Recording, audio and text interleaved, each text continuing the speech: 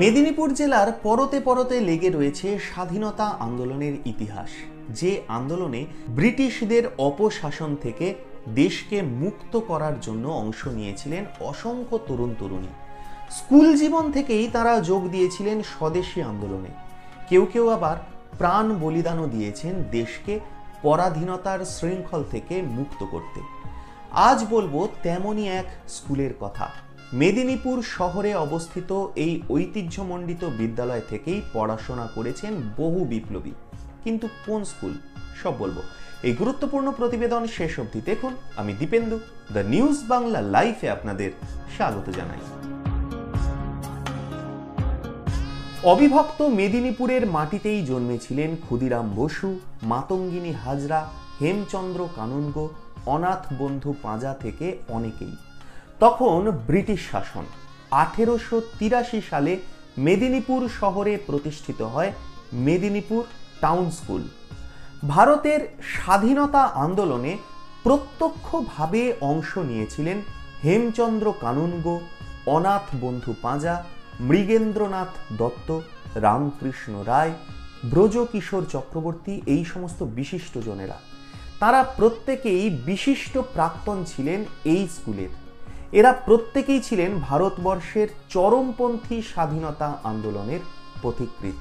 1833-এর পরে ঠিক 1860 থেকে 1875 বা 1900 পর্যন্ত বেশ কিছু শিক্ষার্থী এখানে শিক্ষা গ্রহণ করেছিলেন। পরে তারা কিন্তু ভারতবর্ষের স্বাধীনতা আন্দোলনের চরমপন্থী পথে গিয়ে সশস্ত্র সংগ্রামে ব্রতী হয়েছিলেন।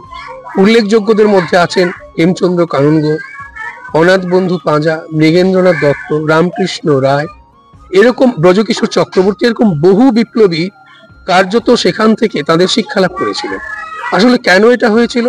হেমচন্দ্র কানুনগো 1871-এ সেখান থেকে তিনি এন্ট্রান্স পাস করেছিলেন। ঠিক সেই সময় গুপ্ত সমিতির মূল যে সোর্স, সেখান থেকে অনেককে তিনি তুলে এনেছিলেন বলে গবেষকরা মনে করেন, আমরা সেটা বিশ্বাস করি।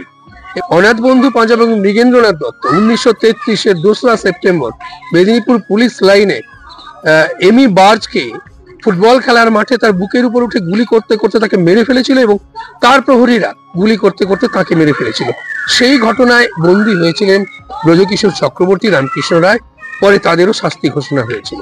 স্বাভাবিকভাবে পশ্চিম মেদিনীপুর জেলা সদর মেদিনীপুর শহরে অবস্থিত এই টাউন স্কুলের প্রত্যেকটা ইটে লেখা রয়েছে ভারতের স্বাধীনতা আন্দোলনে অংশ নেওয়া ছাত্রদের ভূমিকা।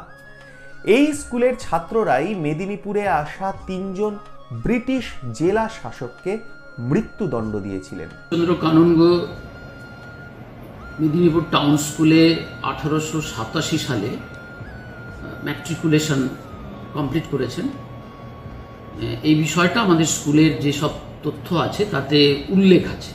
টাউন স্কুলকে যদি বিপ্লবীদের আঁতুড়ঘর বলা হয় এবং টাউন স্কুলের 4 জন ছাত্র শহীদ হয়েছিলেন, ব্রজকিশোর চক্রবর্তী, রামকৃষ্ণ রায়, অনাথ বন্ধু পাঁজা, মৃগেন্দ্র দত্ত। তারা 1933-এ বার্জকে হত্যা করার জন্য তাদের 2 জনের ফাঁসি হয়েছিল, 2 জন পুলিশের গুলিতে প্রাণ দিয়েছিলেন। কিন্তু এই স্কুলে বিপ্লবী আন্দোলনের যে ভিত্তিভূমি, সেটি তৈরি হয়েছিল একেবারে সূচনা লগ্ন থেকে।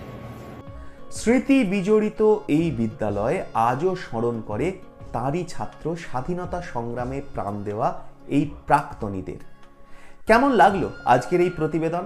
আপনাদের মূল্যবান এবং গুরুত্বপূর্ণ মতামত জানান দ্য নিউজ বাংলা লাইভের কমেন্ট সেকশনে। আর দেখতে থাকুন দ্য নিউজ বাংলা লাইভ। দুর্নীতি রাজনীতির বাইরে এই ধরনের সব খবর জানতে চোখ রাখুন কেবলমাত্র দ্য নিউজ বাংলা লাইভ।